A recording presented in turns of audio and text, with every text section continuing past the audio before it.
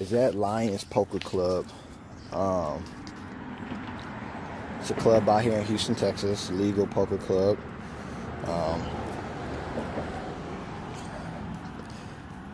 Blinds start at 100, 200, I believe. No, 100, 100. There's no antes, and it's pretty much a normal progression from there. 1 1 1 2 1 3 1 4. I mean 1 1 1 2 1 1 1 2 2 4, so on and so forth. There is a add-on at the break, unlimited rebuys. Start out with basically 25K in chips if you pay all the extras, which we will be buying. Guard the house.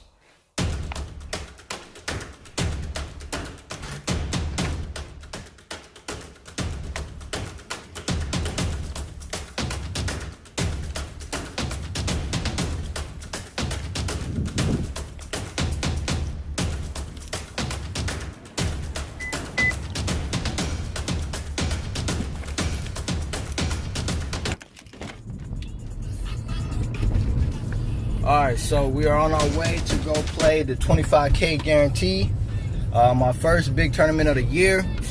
Looking to start things off on a great positive note, meaning we want to go deep, we want to go real deep, and we actually want to take this thing down. It's going to take a lot of patience, strategizing. The way this tournament structure is, if you don't chip up early, is you're not really putting yourself in a good position. So I'm gonna play the early rounds like it's the later rounds. Mainly because you get 25K in chips to start out with. Blinds start at 1-1. And the way these players, their betting habits are very large, and they're very aggressive. So against styles that way, we have to play nutted, meaning we just have to have the best hand. We can't play around with these guys. We got to get the chips. Every chip counts. There's an add-on at the break, so we're not really interested in adding on. We don't play tournaments for add-ons, but we do want to go into the break with a very strong chip stack. So somewhere around like 75K to 100K on break. I believe the blinds will be coming back at 500 and 1,000. So we want to have somewhere around 50 big blinds plus. Comfort level is around 75 big blinds plus.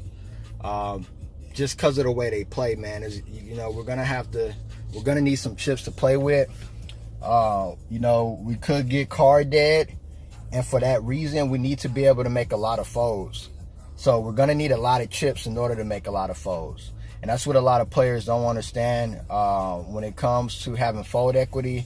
Part of your fold equity is the amount of the pot in your chip stack and the amount of the bet that you're facing to make a call. How profitable is it for you to make that call? And a lot of things, you know, you can't call off 50% of your stack, you know, with marginal hands. And in poker, you're going to receive a lot of marginal hands. It's just a matter of picking a certain spot, getting lucky, and capitalizing off that luck. So we're going to definitely work on our spots, make sure we pick the right spots. No tilting. We're not going to tilt no matter what happens. We're going to stay focused, stay level-headed. And, you know, if we have to, we'll keep folding. You know, we're not going to shove queen, jack, offsuit. You know, we're not doing none of that. You know, we're going to play solid all the way to the end. So that's the goal. That's how winners win. You have some people that depend on luck. We're not going to depend on luck today. We're going to show them how skill works. We're going to show them what it means to never fold. All right, so. Yeah. One beat maker, the hit maker, the hit maker. Positive vibes only. You gotta believe it to achieve it. One thing you should know about me, I grind, man, I don't sleep. My life's a roller coaster, but ain't no stopping me. This hustle keeps me woke, get money, count it slow. And all my life been told, all my life been told to never fold, never fold, never fold. All my life been told to never fold, never fold, never fold. All my life been told. Gotta get to the money, no sleep. I turn 2 in it like 4 G's. I won't ride if you won't ride for me. I been gone for a long, long time. It's God's plan, man, I'm gon' shine. I'm so blessed, I can't lie. I won't rest my eyes, I rest when I die. 4 kids, my wife and me. Gotta make sure my family eats. I grind, man, I don't sleep. I will not be defeated. I fall, I rise. You can knock me down 8 times and watch I stand up 9. Head up and 10 toes down. Like who gon' stop me now? Just know I'ma go hard for mine. Street smarts with the heart of a lion. I don't let the pressure stress me. I use it to make diamonds. And in case the devil tests me, I keep the XD ready, so don't cross that line. One thing you should know about me, I grind, man, I don't sleep. My life's a roller coaster, but ain't no stopping me. This hustle keeps me woke, get money, count it slow. And all my life been told, all my life been told to never fold, never fold, never fold. All my life been told. Like we be running them out and never make it. That's just too beautiful ways, don't wanna taste it. That's just too beautiful ways, don't wanna face it. Not that thought, tripping on you, creeping on you.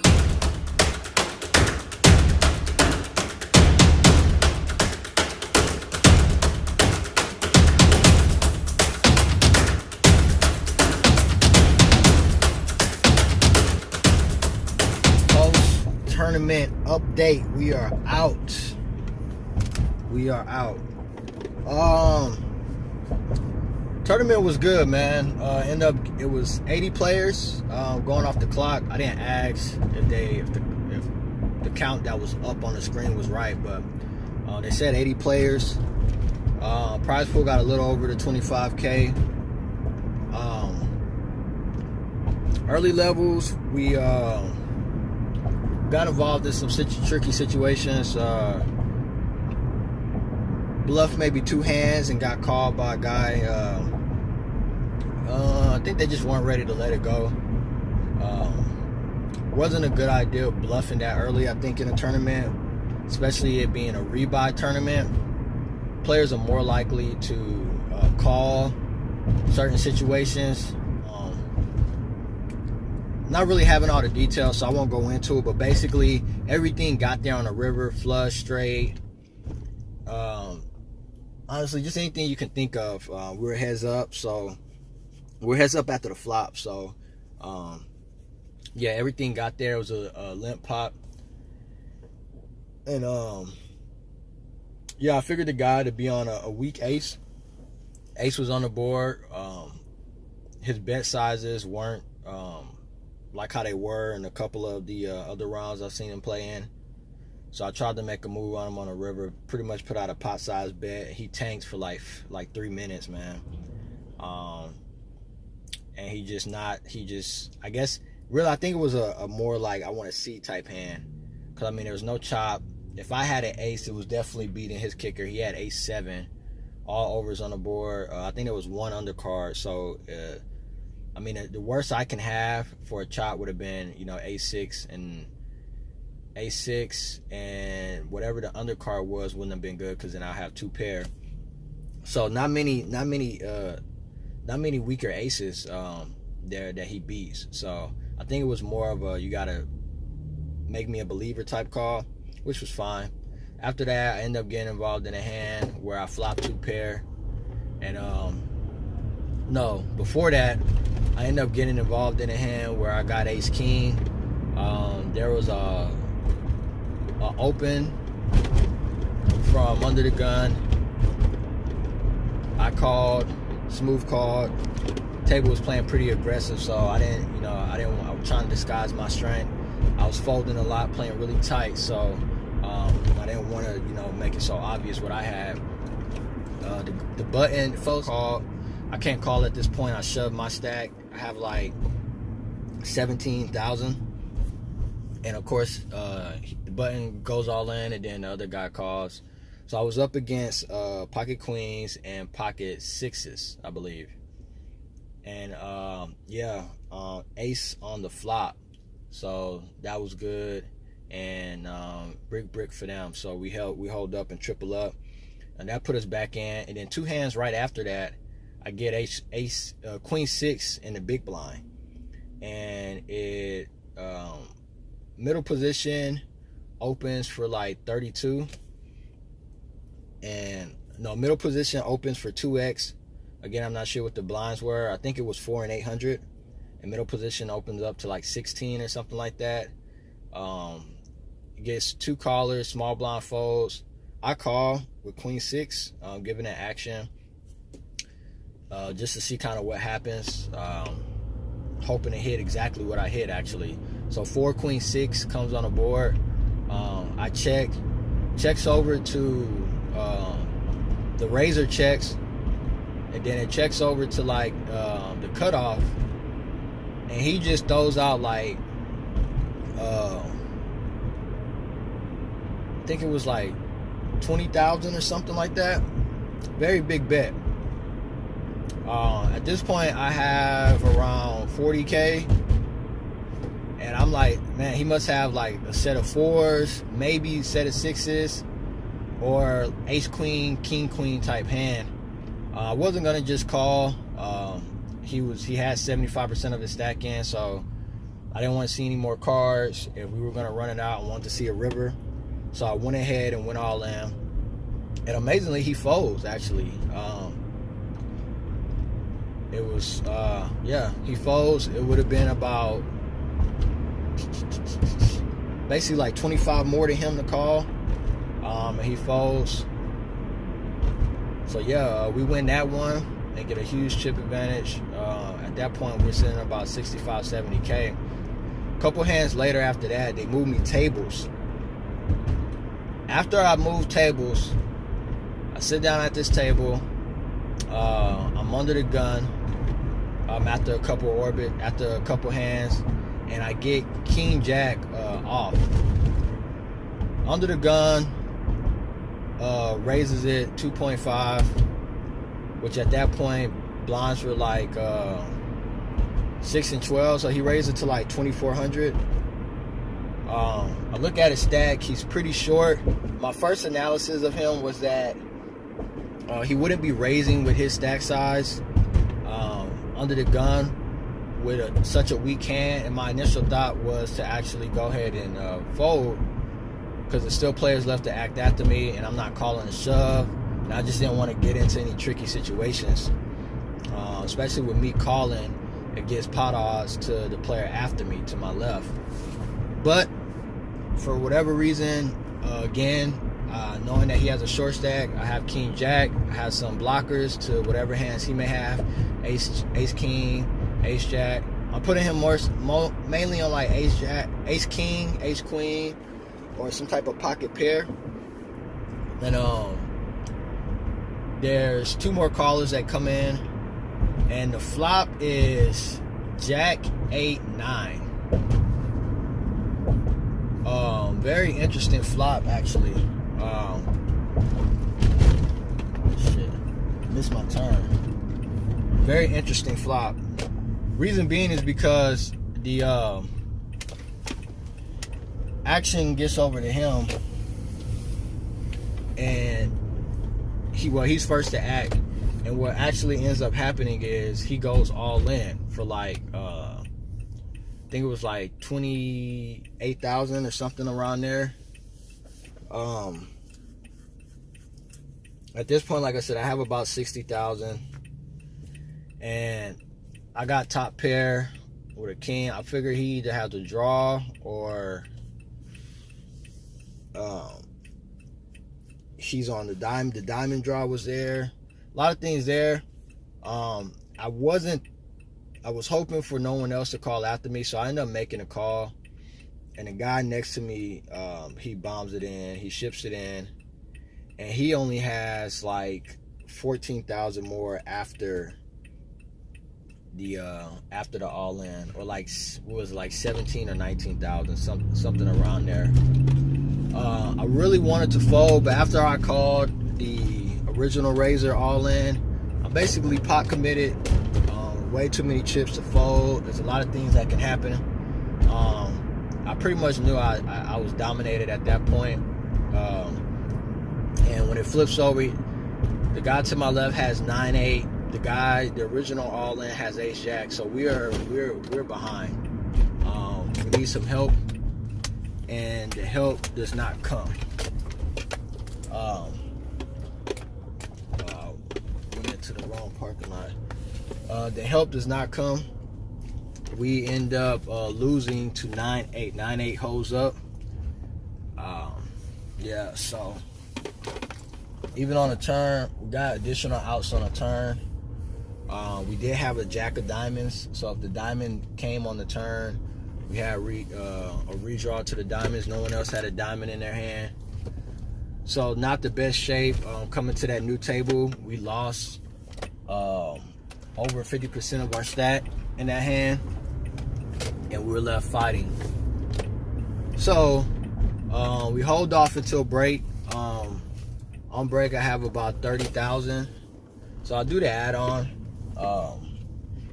Since it was more than 50% of my stack at the time, so I add on. With the add-on, we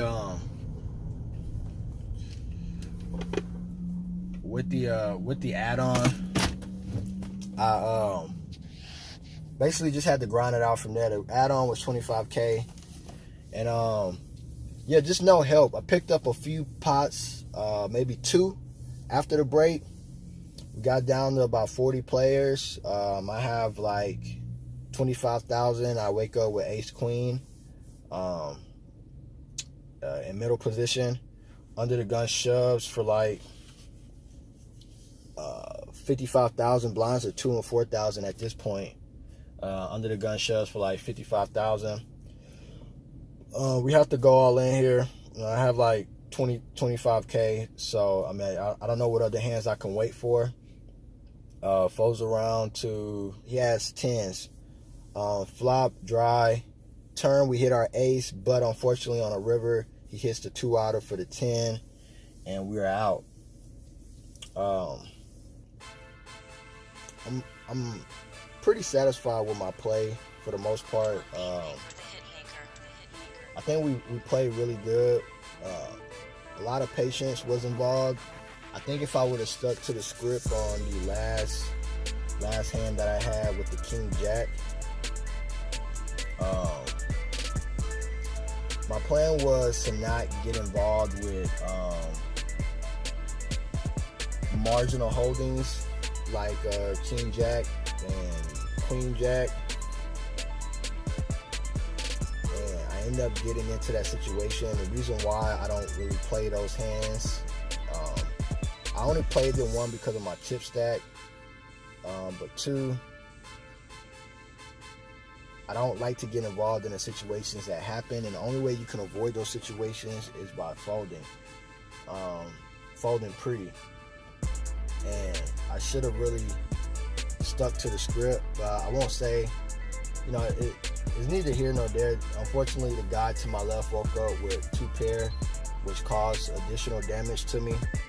And I guess if I am in that spot, I probably should be raising more often than calling. Calling just looks weak, and you have to be prepared to fold 1 pair type hands. You're not really beating much after you call or raise, and there's other people that limped in the pot, and the board is so connected. So I guess that was my one mistake, and I should have read into that situation better, but I didn't, and it cost me. I think had I folded, I probably would have went deeper in the tournament than I did. I finished 40th place, so navigated through about 50% of the field, which it's not okay. We needed to get at least a cash, final table, something. And it just sucks, you know, especially when you're staked in the game. You know, it's disappointing. but that's poker. It happens. So pretty much learning lesson. Again, you know, that was one of the only things I was upset at. Played really good. Oh, midway when I actually grinded up till about 40,000, and I ended up running into quads, but we lost the bare minimum. So sick. I turned the flush, turned the baby flush, and she actually stuck out a filler bet. She stuck out a very low value bet. Had the call on the river, but man, I think we both played the hand really well. I didn't go broke, and she got max value out of me. So I'm really happy the result of that hand because the board, she actually flopped quads. So she flopped quad sevens. So very good player. I knew she was up to something. I knew that she checked. She led out on the flop. I called. She checked the turn. I bet. And then I checked the river. She called my bet on the turn, but the way she called it, I picked up a read on her, so I knew she was strong when she called. I was anticipating a raise, honestly, and I was debating if I wanted to go with my baby flush on the turn, and she raised me. But she didn't raise, obviously, because she had quads, so there was nothing to raise. She wanted me to make the best hand possible, so she checked. Not knowing that I had actually a straight flush out, so I actually could have hit a straight flush on the river, but I didn't. The river was a blank, so it didn't really help anybody else's hand. I checked, and she, again, put out like 1/4 pot bet, and of course I called and got the bad news. So those were the notable hands. Everything else was just, fold, raise,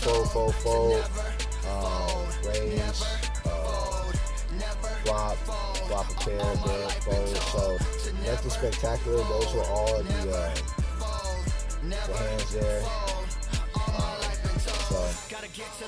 We'll try to get them on the next one. But yeah, let me know what you think about this vlog, and peace out. That's another fold. I can't lie, I won't rest. My eyes, I rest when I die. 4 kids, my wife and me. Gotta make sure my family eats. I grind, man, I don't sleep. I would not be